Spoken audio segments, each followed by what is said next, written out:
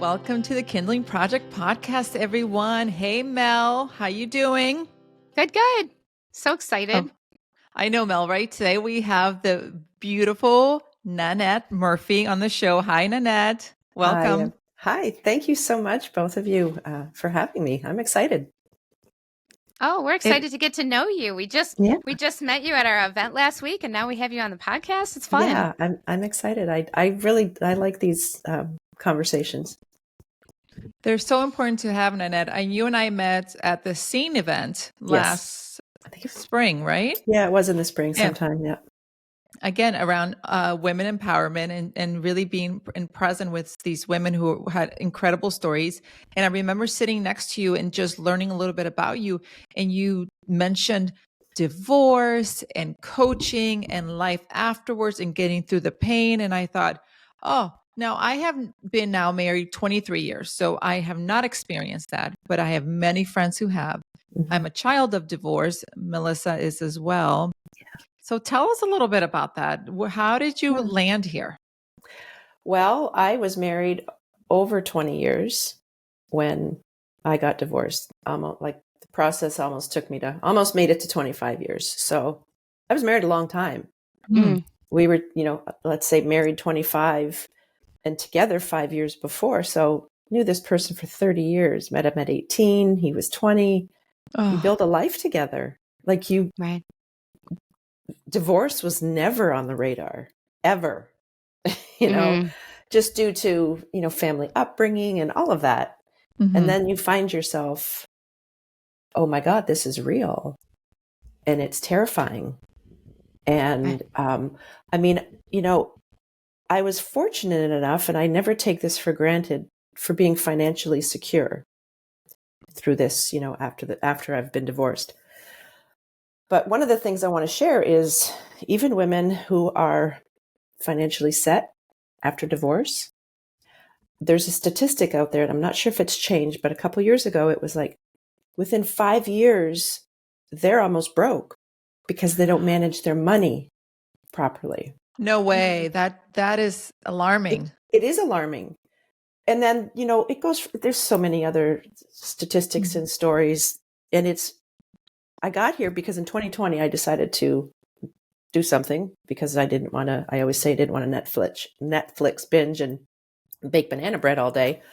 So I started taking classes, and it really snowballed. I took a free course at first, but what got me to this niche was, and it was kind of staring me in the face all along, I just never realized it.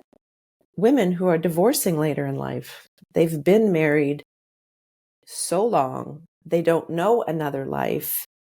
And now divorce is presented to them. And I've just learned that preparation is so, so vital. And relying on an attorney alone is not really the way to go. I always say divorce is an emotional journey, not just a legal battle.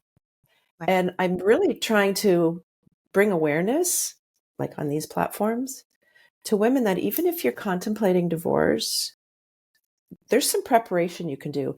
Hallelujah if you don't get divorced, because I'm not a divorce advocate. It threw me for a loop, and it took me a few years to stand back up again. But I want them to know that with preparation and knowledge of what's coming ahead before you get there is so important. So very important. So hence why you're a life transition coach for women of divorce, exactly. Right? Yeah. Okay, but Nanette, you got to back it up for me, honestly. Okay, I have so many questions. Ahead. Sure. What happens? The fairy tale, the romance, the children, the marriage is beautiful. You're plugging along. It's not just a year, 2 years. You're talking 20 some years of marriage. Where's the breakdown? In my marriage, it was infidelity. And infidelity, was something I always said, oh, hell no, I will never tolerate that until it's in your face. And you go, whoa, now what do I do? I've got, my youngest was 13, I think, at the time. My oldest might have been 18 or 19, just heading off to college. When there's already so many changes going on, and all of a sudden this is presented to you. I don't know how else to word it. But yeah, it was devastating, paralyzing. But for 2 years, so here's another interesting statistic. A woman contemplates divorce for 2 years on average, thinking about it, because they're weighing the odds. Like, okay, can I afford this? Can I do that? And ironically enough, I literally sat in my marriage unhappy, depressed, full of anxiety, fearful for 2 years until I So you were finally the realized statistic. I was totally the statistic. And it was an interesting process. And what I realized is my internal heart was not going to stay in a marriage where there had been infidelity. But that doesn't mean that it's just a switch and you go, oh, okay, get out of the house. I'm out of here. Oh no, I had to totally process it in my mind, my body. It was a complete process. And then one day information came to me and I was just like, done. I'm out of here. Okay, so you found out he was having an affair. Yeah. And then you're telling me for 2 years you thought you could maybe work through it? Absolutely. And did he did he give you the impression that he also wanted to work through it? He gave me the words, he didn't give me the action. Yeah. So I've seen that go both ways. I know some friends and also family members who the marriage collapsed after infidelity. And I also kind of surprisingly know a couple couples who decided to stick with it. I mean, I don't know how they recovered. I don't know what their marriage looks like now, but they kept going.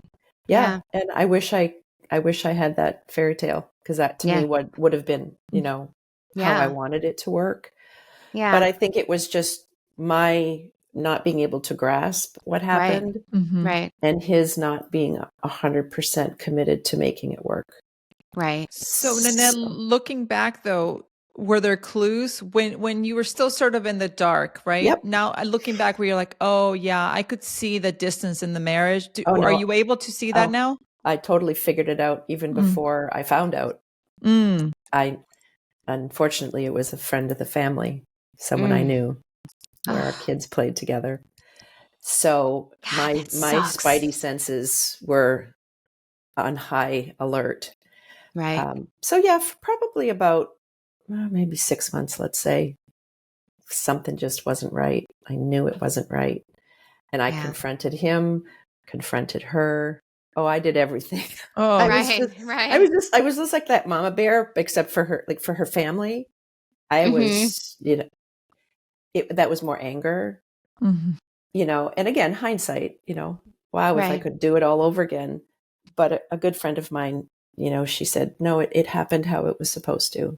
It all unfolded how it was supposed to.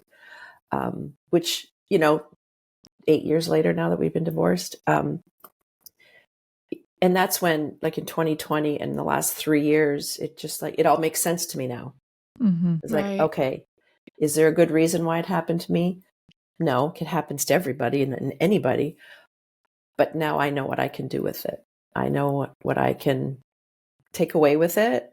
And it's made me stronger, ironically enough. I bet. Yeah. And you've turned it around. You've like turned your pain around into some kind of service for others. Absolutely. Sounds like your coaching and transition business is really maybe saving some other women. I hope so. Even if it's just one. Yeah. Even if it's just one. I was just talking to a lady this morning, and I don't know her very well, but she told me that she divorced 9 years ago, and there's some paperwork that she still has to fill out and sign. And I looked at her, I'm like, what is holding you back? And she's like, I'm anxious. I don't want him to get mad. And I'm like, oh, no, you have got to stop that. And I told her, and we all get in our head. We all, can make things up that aren't even there. But I said to her, I said, you know what, if nothing else, do it for your kids. Do it for your kids to show them how strong you are and set that example. Because that was part of my problem for 2 years. I stayed in a marriage because I'm like, I can't, my family, I'm like, oh my God. And then at the end of the day, I left because of my kids. I moved out and said, sayonara, Right. and from there. But anyhow, That's that's well, so much to unpack here because for women, I know so many of my friends who've gone through this infidelity and they look within like, oh, if the first person they look at themselves, what did I do? How did I fail? Did I not absolutely, serve him? Did I not provide for him? Was I not enough as yeah. a partner in the bedroom? I mean, they start like thinking, Oh, breaking all of it. it's horrible. It is horrible. Yes, it is. Yes, because you doubt yourself, and then I can't even begin to tell you the pictures. Your imagination runs wild, and it's tormenting. It is tormenting, It and torments you're your somehow thoughts. become prisoner of that. In the meantime, it was the other person who broke Yeah, the vow. It's absolutely. a crazy Yeah, mind fuck, for lack it of a better is. Oh, terminology. I apologize. 100% though. It's so true. Yes. And did you grapple with this? Was he a good father at the end of the day? And how do you reconcile him being a terrible husband and potentially a good dad? I always say he was a good provider. Mm, That's how I sum that up. okay. He was a good provider. He had his moments as being a really good dad, Mm-hmm. but not always present.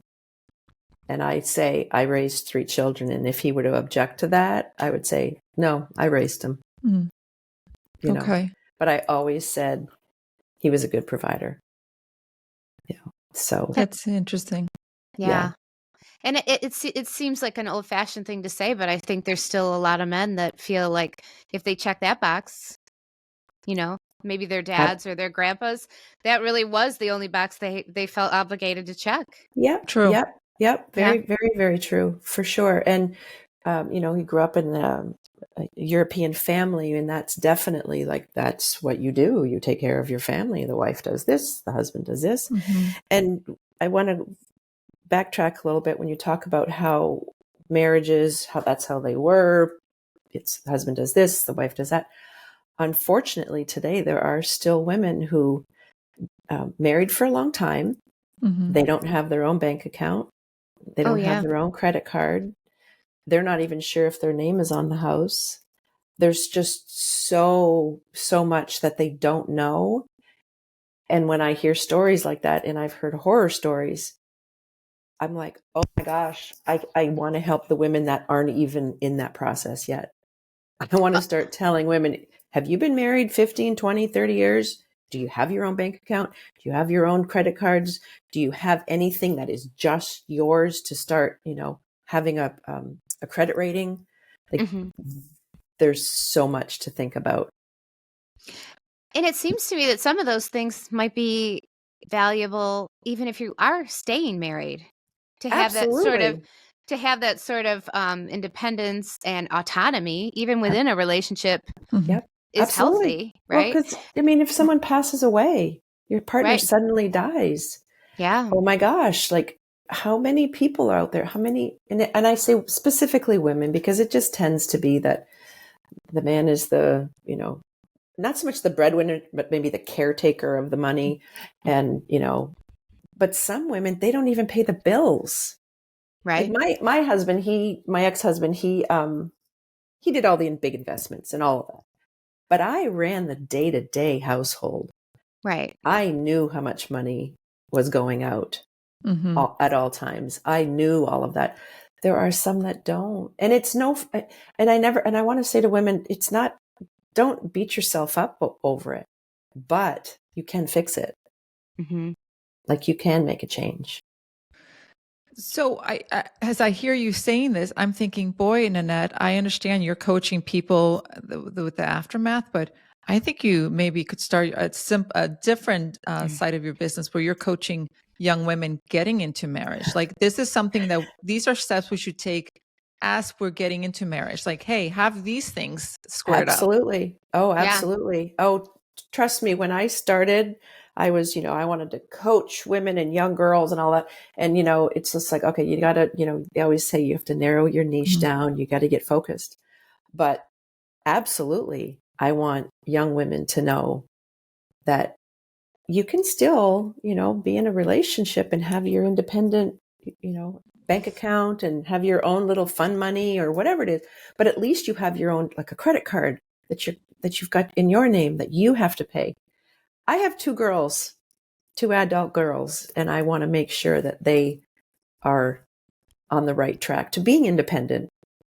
They both have Right. significant others, but yeah, they have to have that ability to be on their own if they have to. So I guess so go ahead.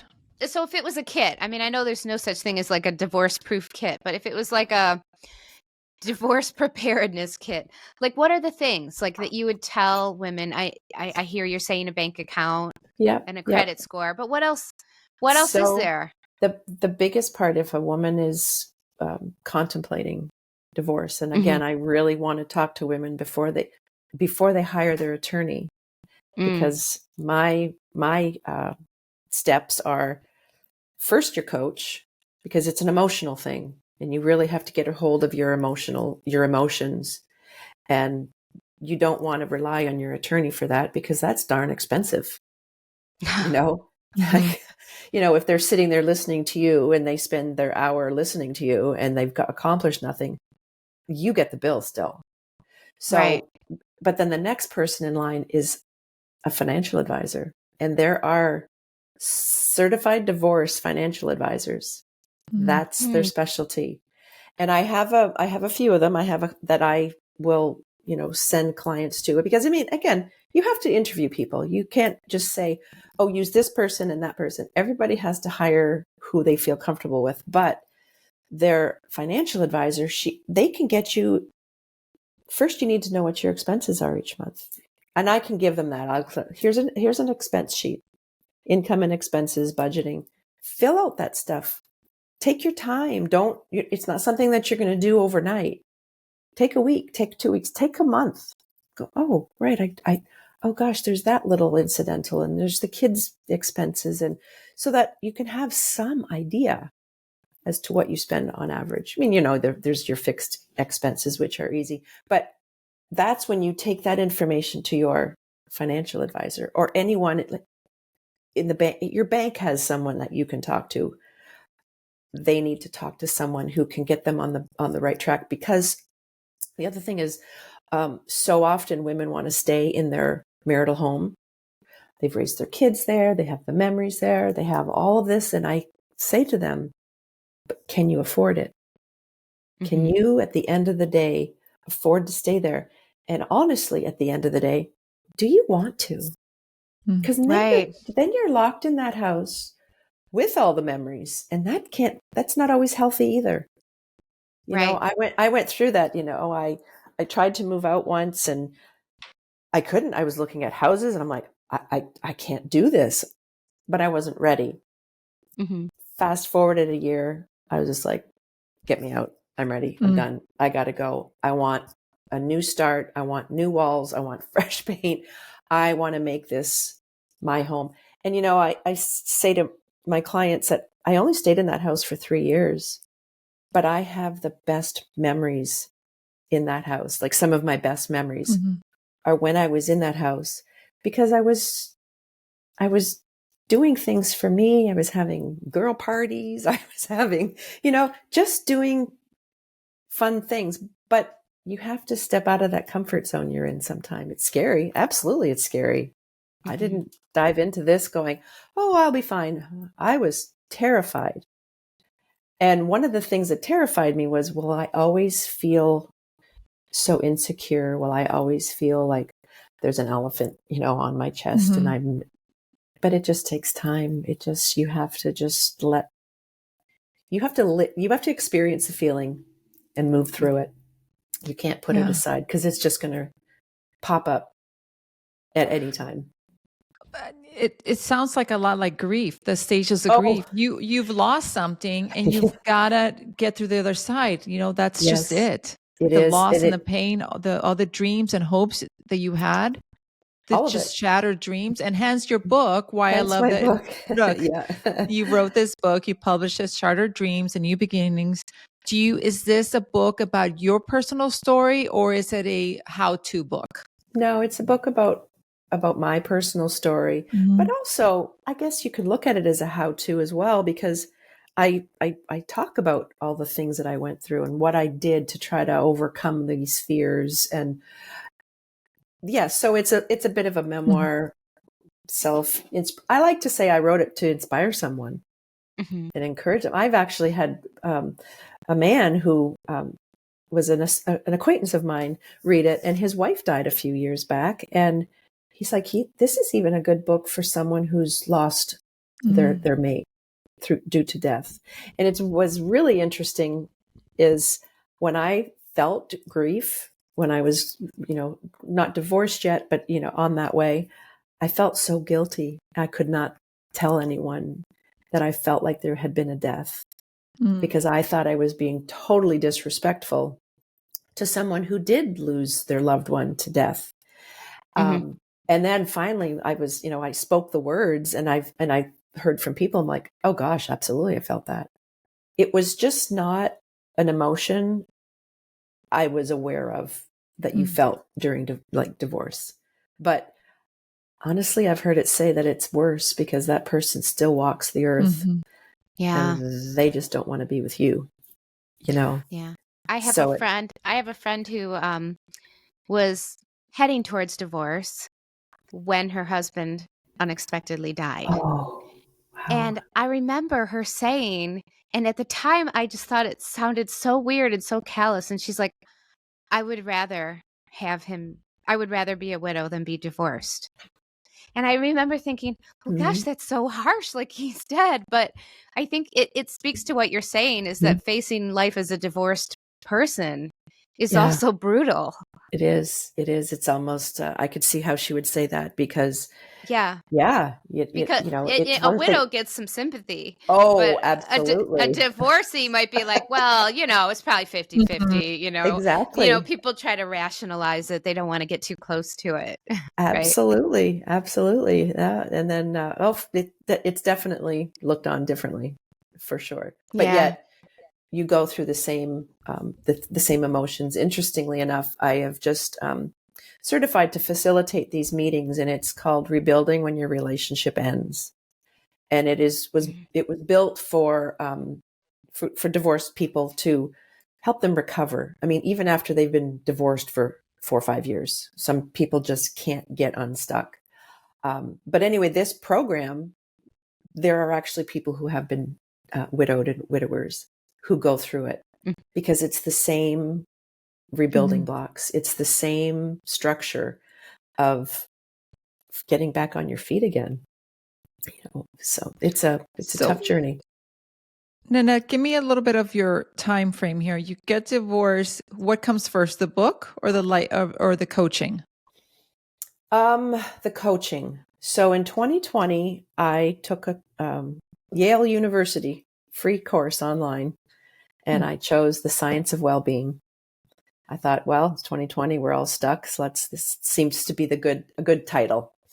And it really was the professor, she was amazing. And it was listening to the young students talk. It was really cool. But she mentioned a Dr. Michael Beckwith.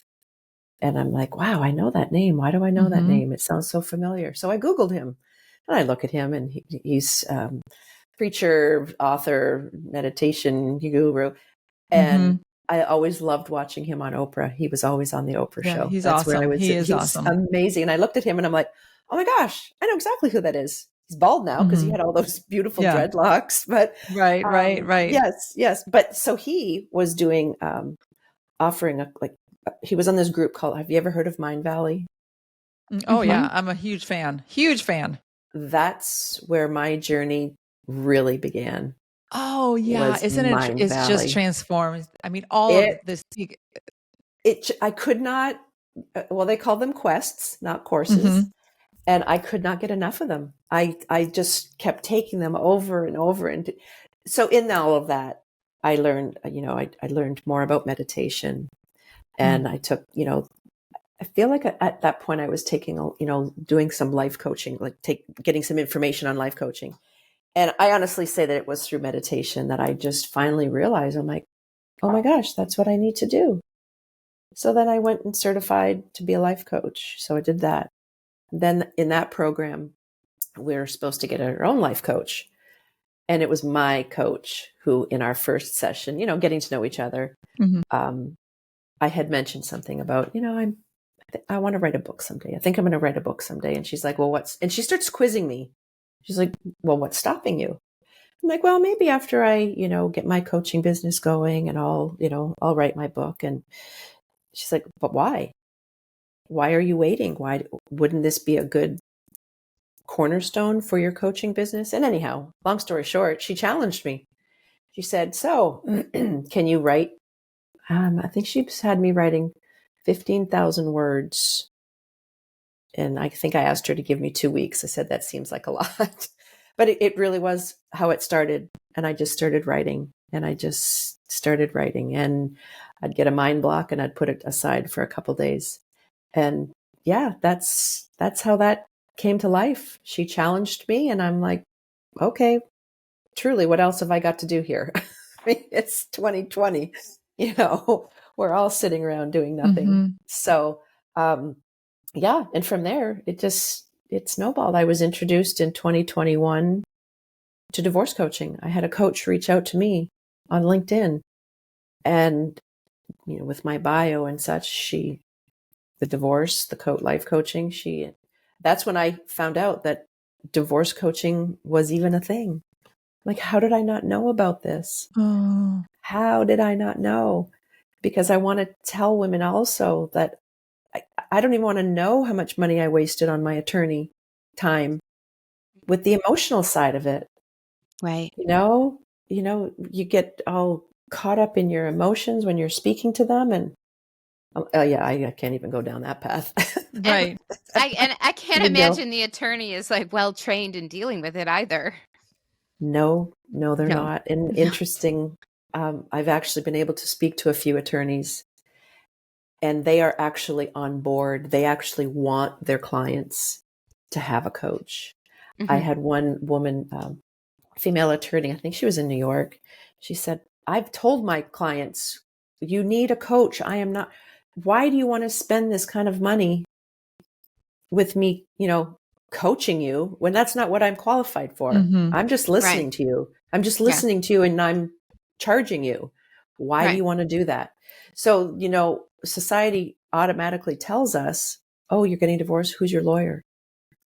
Like, they're not going to make it all better. They're just doing obviously they have, you need one. Yes. But unless they've been through a divorce themselves and they're also got the talents to be a coach, they're not the person for you. And, but that's what society tells us. Well, of course you need an attorney. Oh, a divorce coach. So that's just going to add to my expenses. Well, no, actually it might save you some money at the end of the day. It actually would save the money. You're really saying to me then, what was the time frame? I guess what I'm trying to understand, Nanette, I know we all have to go through this journey and grief is a process. Yep. How many years between the moment, 2 years before you actually decided, yes, it's time to get a divorce? From there on, when can you really look back and say, oh, I can coach on this now. I've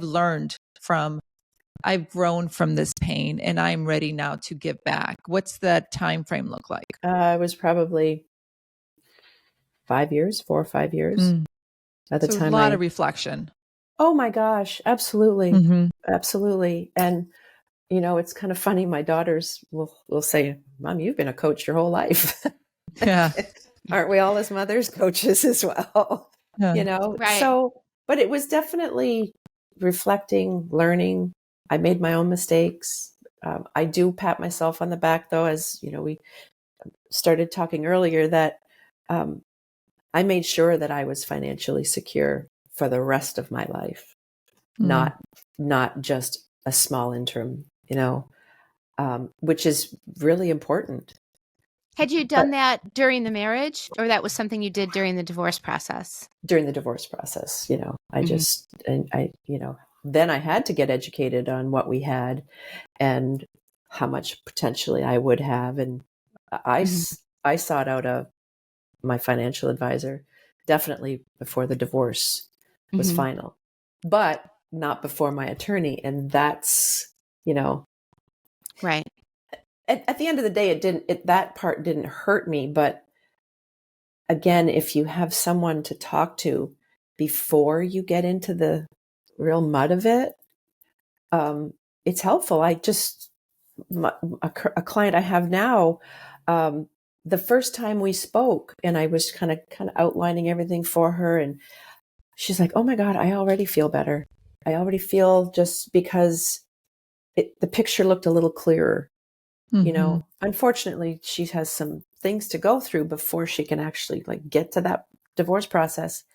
But just knowing that talking to someone can just ease that anxiety, because let me tell you, the anxiety is through the roof. Between depression and anxiety, fear, it's a gamut of emotions. Yeah, you mentioned your kids quite a bit, and you Yeah. stayed originally for your children. Yeah. How are they? How was the process for them? And It's what do they share now as adults? as adults, they tell me that we thought we were hiding a whole lot, Mhm. but yet we hid nothing. That Yeah. the one thing my youngest daughter said to me not too long ago, she said, "You know what, Mom, is," they were teenagers, and there's such an age gap, and they have no use for each other. She said to me, that actually brought us closer together, because they would climb in bed together at night and talk or whatever, and those things I didn't know about. The other thing is, I didn't want to tell my youngest daughter why, because he moved out for a while, and why he moved out. I said, "I feel like I shouldn't have told you that." And she's like, "Oh no, Mom, I am so glad you told me. I would have been so angry had I not known the truth." I'm Right. like, "Oh, okay." That was, I was just going by my gut instinct. A girlfriend of mine was going through the same thing at the same time, and we kind of joke now that we were the blind leading the blind. I was a few months ahead of her, so she would, pick my brain, but we were literally, walking through the storm together, sharing gear, I guess is a good way. Here, you put the warm hat on. Now here, you put the warm. Yeah. We were just we just didn't know what we were doing, but you get through it. You do. Well, thinking about what your kids said, I'm a product of divorce, but my parents didn't get divorced until my brother and I were in our 20s. And they were that typical couple that we got to finish raising these kids. But Yeah. it was super clear to us Oh, long before the divorce, these two are not really getting along very well. This doesn't feel good. This is not no, healthy. This is no. dysfunctional. Like the problems that they had.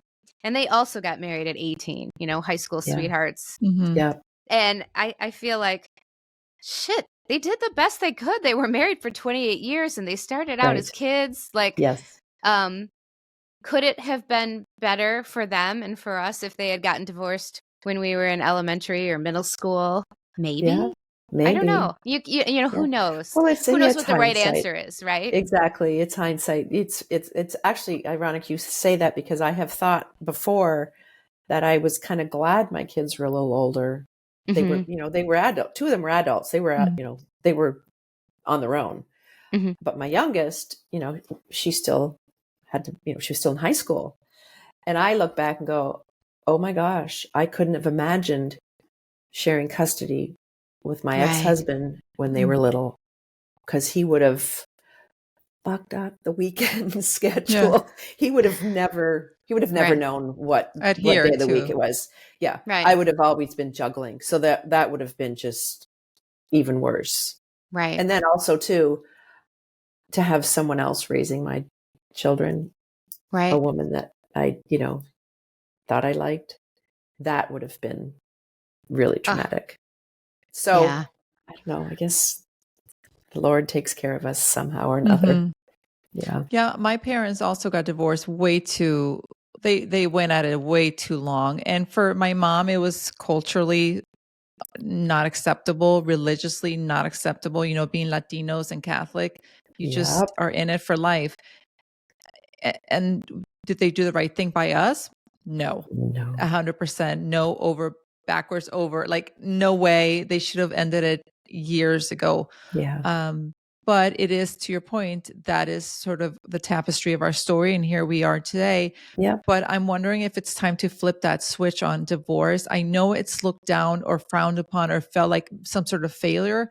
I always now, when my friends come to me and they're like, yeah, it's not working up, or, someone's cheating, I'm like, thank you, God. Do you a favor. Good. Move on. Like, Yes. go start your life, because you're not really meant to be with this person, or shit, Right. clear it up, clean it up, handle it, because Right. there needs to be done. I always think like this is actually a good thing, because look at your life now, Nanette. Oh my gosh. Yeah. Right? Yeah. And in Absolutely. many ways, it's a gift. And I know we don't like to absolutely. say that, but it is. No, I have thought that and felt it, most definitely, because even just 3 years ago, if someone were to say, you're going to be, talking on podcasts, and I was a speaker at an event, and I'm actually doing a class on a TEDx talk, that I would have looked at them and went, are you crazy? That is not me. I'm not a public speaker. I'm terrified to speak in public.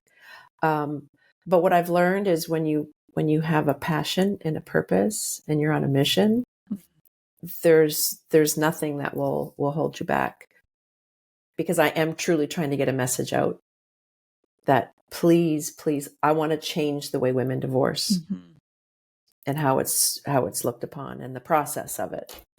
Yeah, it's a real gift. And I think if you're doing a great job at changing the narrative and taking their power back. That's really what you're saying. You are empowered in this game. This is not, we're not victims. No.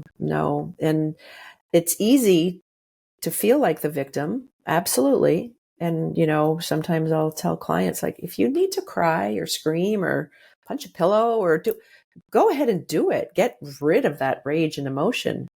But then you got to stand up, get out of bed, put your big girl pants on, as they say, and fight through this. Because once you get out of that horrible box that you're in, oh my gosh, the world just opens up. I always say I've used to fear the future, and now it excites me. I don't know what's around the corner. I don't know where this is all going, but I do know that I'm going to be proud of myself at the end of it. That's awesome. And are you friends, by the way? Are you friendly with your ex? No. No. It's interesting that you asked that, because before we even separated, he said, do you think we'll be friends, after all of this? And I said, you know what? We will be, but it depends on how you handle this. And he's like, yeah, you're right. And so, no, we're not friends. But also, I have a gut reaction of, he wasn't your friend to begin with. Well, true. If he, like, Very true. Infidelity is like, such a betrayal. Like, your friends don't betray you. No. And I always said it felt like a double-edged sword, not only your husband, but a friend. So, and again, I'm not the first person this happened to, won't be the last. Right. But she broke the girlfriend code. You know statistics more than I do. Isn't it actually statistically women cheat more than men? I have heard that. I've not read it, but I have definitely heard that for sure. Yeah. Which I find interesting, because it takes two, one man, yeah. I find a good point. Yeah. I hadn't heard that, but it doesn't sound true, right? Yeah. I know, but I think it really, and are we able to look on infidelity and say that sometimes it's actually nothing to do with the other person? Like Nanette, I don't think him having an affair had really anything to do with you. No. And so it's like, and you can't compare, I know a lot of people who've cheated who just put it in this little box and can put it away and want to very much come back to their wives and their kids or their husbands and sort of just be. Yeah. It's like they just need this. They're able to just put it and do it and then come back to their lives. And then come back. Yeah. Which kind of gives me a disturbing thought of how their brain works. Right. But but you're right, though. It's not about the person who is being cheated on. It's about the person who's doing the cheating. And I've come to terms with it. I've forgiven them both. But again, we've learned that forgiveness is not about about them. It's about yourself. Right. Right. Because that horrible, angry feeling that you're living in all the time, it just wrecks your life. Mm-hmm. And you got to get out of that. But again, it takes time. But the other thing I always say too is healing's an active process. Nothing magical about it. It's not going to, fairies aren't going to sprinkle dust on you and you're going to feel better about yourself. You have to put the work in. And I've talked to people and women and like, if you're not willing to do the work, I can't fix this for you. I mean, we have to do Right. this together. I have a woman who she still to this day is not a client, but is just, and I don't want to, she whines about it. I'm like, honey, I understand you got divorced and you regret it, but this is where you are now. Let's heal. Let's see how beautiful life can be for you. But it's being stuck in that denial and that rage. And it flows over onto everyone. I've had that experience of, someone else's anger or hurt or inability to move forward. It just affects, the whole family. It's like, absolutely, it soils the whole nest. Right? It does. That's a good way to put it. Yeah, it does. And I even feel, so now, 8 years after divorce, I even feel just calmer about everything. I used to react to things. And so that whole experience just taught me to decompress a little. Mm-hmm. Don't sweat the small stuff. Try to only control what you can control. And that's generally not much in life. That's true.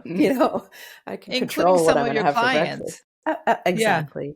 Exactly. Some of your clients who just aren't ready. And there's so many women, unfortunately, we meet a lot of women in our community who rather stick to the old narrative because that's easy. That's something they know. They've rehearsed the victim so well. They know how to play that role. Absolutely. Like, don't ask them to elevate because that's like, no. I'd like to sit here in my whoa, poor me. Yeah, it's secure. Uh-huh. It's secure. Like you said, it's familiar. We don't have to change anything. And I think the other thing too is I refuse to live like that.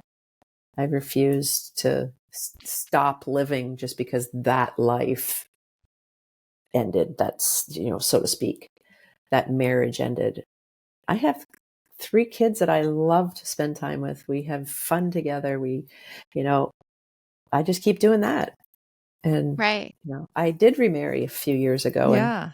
Tell us about that. Oh my goodness. I never, ever thought I would get married again. And it's funny because once I was married, my sister and parent, my mother and friends were all going, yeah, we knew you'd get married again. You just were just talking. We met before my divorce was final. But again, like I was saying to you earlier, he lives in Canada. I live in Michigan. We were an hour apart.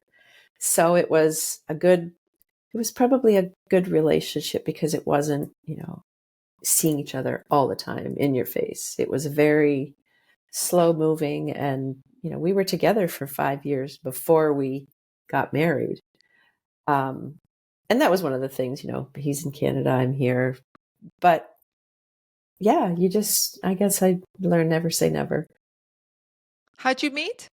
We met at a retirement party, at a mutual friend's retirement party. And I was actually... who asked who out first? He loves to tell me that I picked him up. And I'm like, yeah, I did. Of course I did. But you know what was funny? It was because I wasn't looking to meet anyone. I had finally just people were saying, oh my God, you should date, you should do this. I'm like, I'm really not interested. I'm just, had I had actually a lot of male friends, but it was all like meet at a coffee shop, we'd all go out to dinner as a group. But I think that's why I met him. His name is Kevin. I met him when I did because I wasn't looking. I was content with me. I really liked who I was. I liked my house. I liked my schedule. I was content, Yeah. Was it perfect? No, but what is perfect? Right. Nothing's perfect. So yeah, and ironically, I was supposed to go to this retirement party with a date. I had a friend that I said, would you come? And he was back and forth. And then at the end of it, he couldn't come. And my sister, I was going with her and her husband. And he actually knows, like, we had the same circle of friends, Mm-hmm. but we just didn't really, we knew of each other. Let's put it that way. We just didn't know each other. Got it. So, but yes, he likes to say that I picked him up at the party. And I'm like, yeah, I did. I Yeah. love that. I love know. that. It's like you totally hit on Melissa's and I's theory. That is when you align yourself with your true self, which starts with self-love and really getting Yeah. to know and getting tuned with yourself, life just starts happening and it just brings the abundance comes in and it's just life. You're living a joyous life and that's what's Yes, happening now. And it's absolutely. your true, authentic self. This is the Yeah. woman you were always meant to be. You did have to go through your divorce, through your marriage, through your divorce, but man, have you grown and evolved? Oh, And look, like all the things you're saying just make me so happy for you. thank you. Thank you. And that's really what I want to bring to other women. Like, Mhm. yeah, I'm actually have another coach. She does more narcissistic abuse. But we've started like a YouTube channel and it's navigating the storm of Oh, fun. divorce, toxic relationships, and narcissistic abuse. And again, our mission is to, there's women out there who need us. They have to find us. They have to search for us first, but then they want to get better. Like, not Mhm. that this is a sickness, but they want to feel better about themselves. And it takes work. It just takes work. But that's why I think that's why we all do what we do. We're just trying to empower each other Yes, yes. to be the So best I heard, versions. okay, Nanette, I'm hearing divorce coach. I'm hearing TED Talk. I'm hearing YouTube channel, like really connecting. You got a lot of projects. I What do. are you most excited about these My days? TEDx talk. My Yeah, TEDx talk is tell what us more. I'm really excited about. It's a huge investment that I've invested in myself. Um, but I'm so glad I did because there is so much to learn Mm, about writing a TEDx talk. Um, it's just, I mean, there are some people that go into it and they want to be a TEDx speaker, but they don't even have their topic zoned in on. So I felt like I was, ahead a few steps, but it's a process and you have to follow these guidelines. And I would have never been able to do this on my own ever. So you It's hired just, a speaking coach? it's actually a group. It's called Thought Leader. And Mm-hmm. the gentleman who runs it, his name's Taylor Conroy, I think, just a young guy, full of life, Canadian, who mm, lives in Hawaii right now. But he started this company, and it is geared towards training people to write a TEDx talk, but also to have access to stages. Like, you have to fill out oh, applications, multiple applications. They said, if you filled out 30 applications and you haven't had no response, fill out 30 more. You may not get someone to accept you until you've filled out the 100th application. It's a process. I've personally have only just started that journey. I filled out 5 applications. So, and for me right now, it's more of a learning experience on mhm. on filling them out. But also, each one wants to know different information. So it's a lot of cut and pasting. But that is really my most exciting project right now, because That's exciting. Let us know when you're on stage. We'll come support you. absolutely, I'm just, again, like, who am I? Like, who are you, Nanette? Yeah. What are you doing? Like, this was not ever in my MO of life. I'm a part of a local charity, and I'm on their committees for fundraising. And one of them is raising money for their children's programs in this shelter. And I don't know, I think after, like, actually, we're coming up on our 10th anniversary, but maybe by the 3rd or 4th year, they asked me to speak because I was a volunteer at the daycare center and I was on the committee. And so they wanted someone to speak about this. I was like, are you kidding me? And I looked at her name was Melissa. I'm like, you're lucky I like you because I will do this and I can't say no to you. And you knew that. You knew I wouldn't be able to say no to you. But when you are talking about, again, about something you're passionate about and you're saying it in your own words, yeah, it's just easier to get up there and talk. And it's funny because a couple of the people like said, wait, what? You don't like to speak in public? You did a fine job. So again, it's just about stepping out of that comfort zone that you're so used to. You don't want to make a mistake. You feel like you have to be perfect. Mm-hmm. And you don't. And you don't. And as, as women who are empowering each other, it's about damn time. Yeah.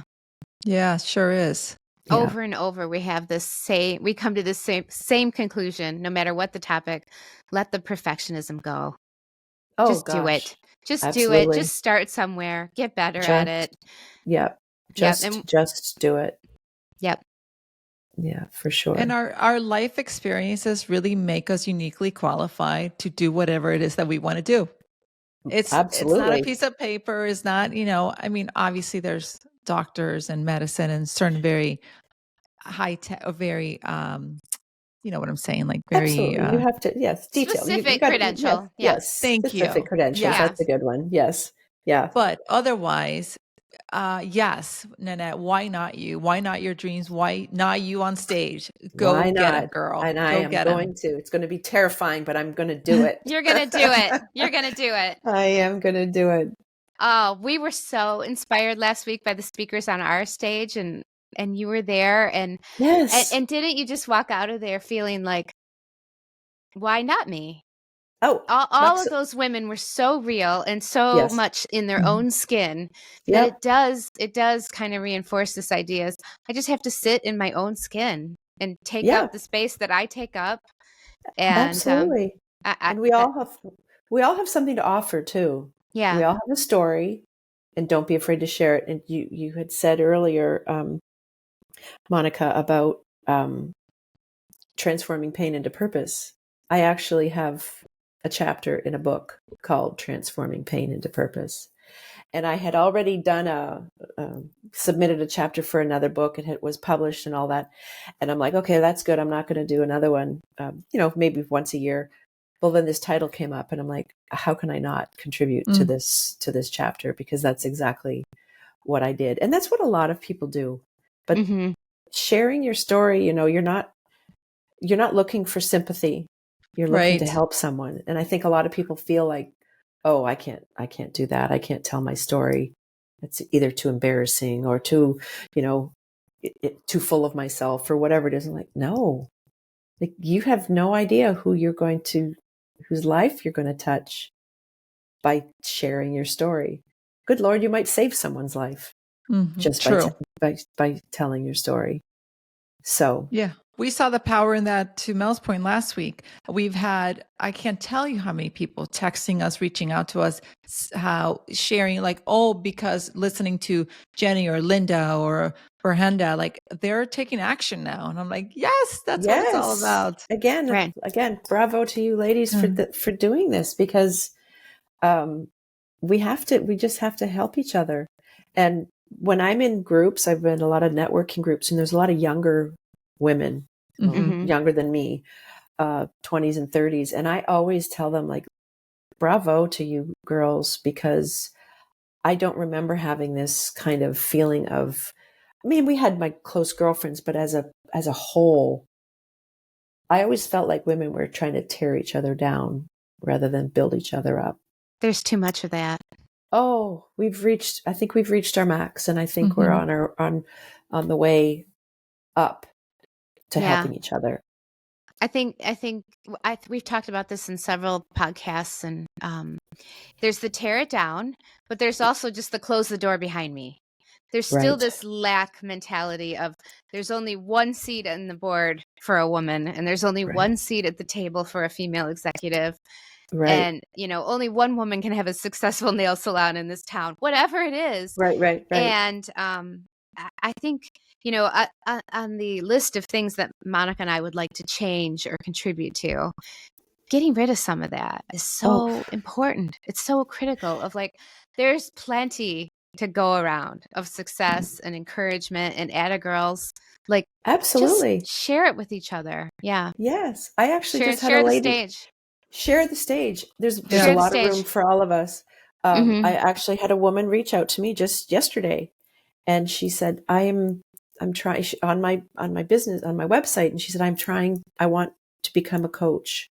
And I just wondered if you would let me talk to you, and I want to share your story with me of how you got where you're going, or where you are now. Mm. And I said, absolutely. Let's talk next week. You know, Right. I'm not going to go, oh no, you might be competition. No, Right. Right. like, it's just like telling, you said a nail salon, like, well, we all get our nails done. Most of us get our nails done. You can't have one salon. You have to have multiple. Like, Right. we can't Exactly. coach. We can't Right. coach everyone. And Like, there's anyone that's ever room. had a doctor or a coach or a lawyer or a graphic designer, they're not all going to be for you.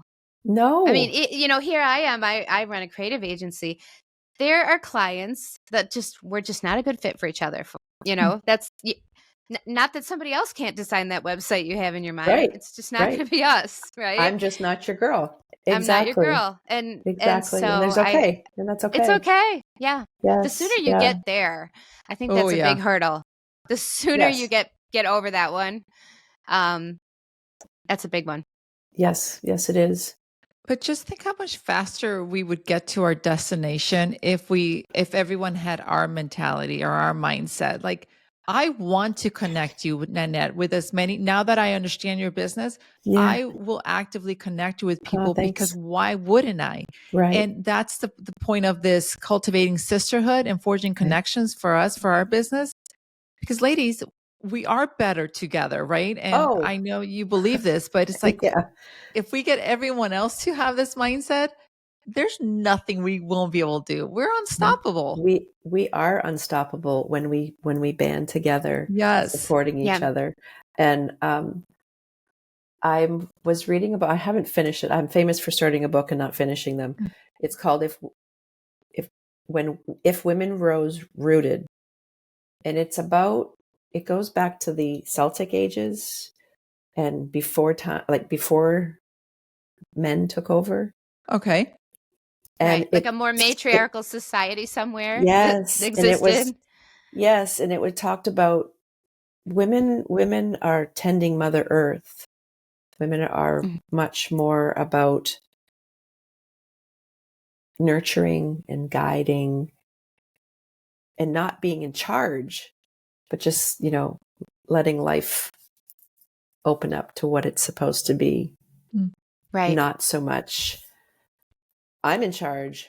I'm going to tell you what to do. You're going to do this. You're going to follow the rules. And if not, and that's the world we live in now. Like, it's all rules, and it's all rules for certain people. And it has to go back to being in touch with ourselves so that we can feel each other spiritually. Yeah. And it's got to go back to that. And I'm determined to be a part of that change. Me too.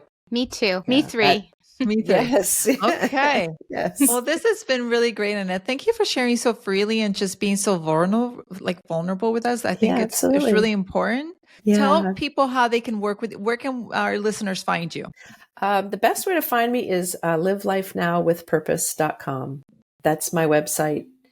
It has my email contact, Facebook. My Facebook page is divorce and life transition coach for women is my Facebook page.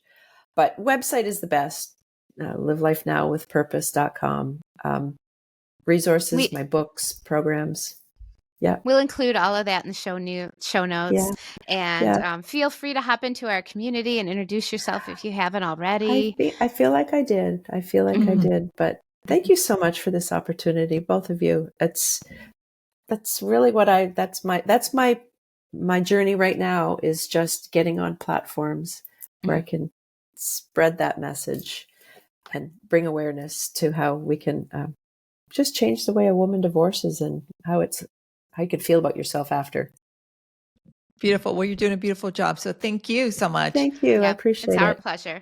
Yes. Okay, ladies, until next time, it only takes one spark to ignite the fire within.